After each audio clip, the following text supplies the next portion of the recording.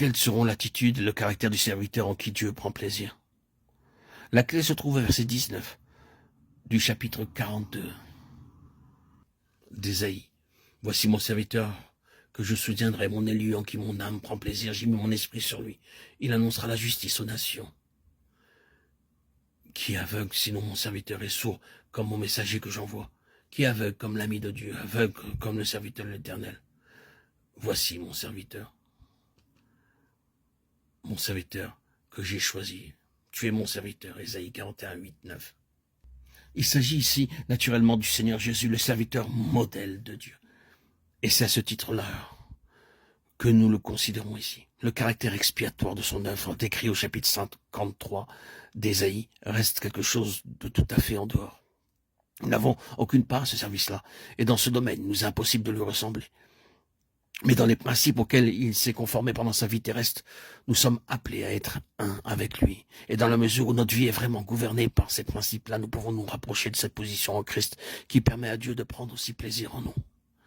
Or, dans ce verset 19, ce serviteur de l'Éternel nous est présenté avec deux caractères très particuliers, la surdité et la cécité. La vraie consécration rend sourd et aveugle. Israël, le serviteur décevant, nous est rapporté comme étant l'un et l'autre aveugle et sourd, mais c'est l'idolâtrie qui en est la cause. Tandis que pour le Seigneur Jésus, c'est la consécration qui le rend aveugle et sourd. En effet, s'il y a une nécessité et une surdité qui sont tragiques, il en existe une autre forme qui est glorieuse. Satan n'a pas trouvé en lui d'oreilles ni de yeux quand, dans le désert, il voulut lui faire voir et lui laisser entendre que la nécessité ne connaît pas de loi, ni l'amour, ni le succès. Même quand ces suggestions sont camouflées par des textes de l'Écriture, le vrai serviteur de l'Éternel refuse et de voir et d'entendre, plutôt que de s'écarter d'un cheveu de la volonté de Dieu. Il préférera souffrir de la faim, courir le risque d'un délai prolongé, se laisser proscrire et goûter toute l'amertume de calvaire.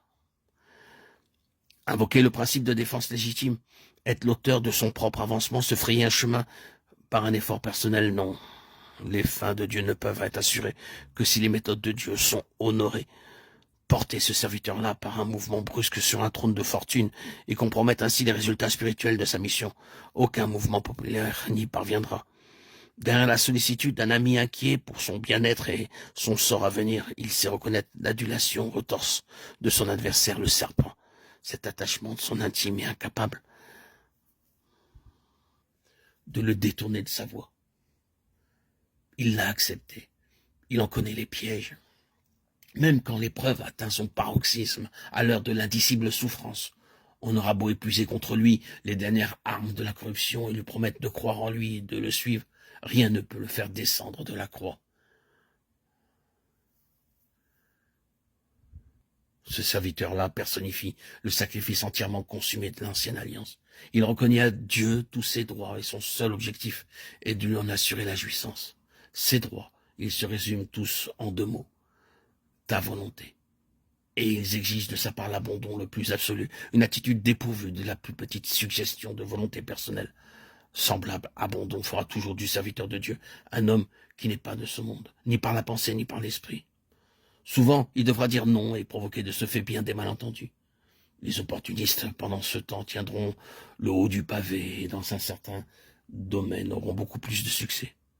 Mais l'infatigable intérêt de Satan se portera toujours sur le vrai serviteur, car la valeur spirituelle ne se mesure pas à l'étalon des sens et le critère de la vie, et moins dans le bruit qu'en fait que dans le témoignage qu'on rend.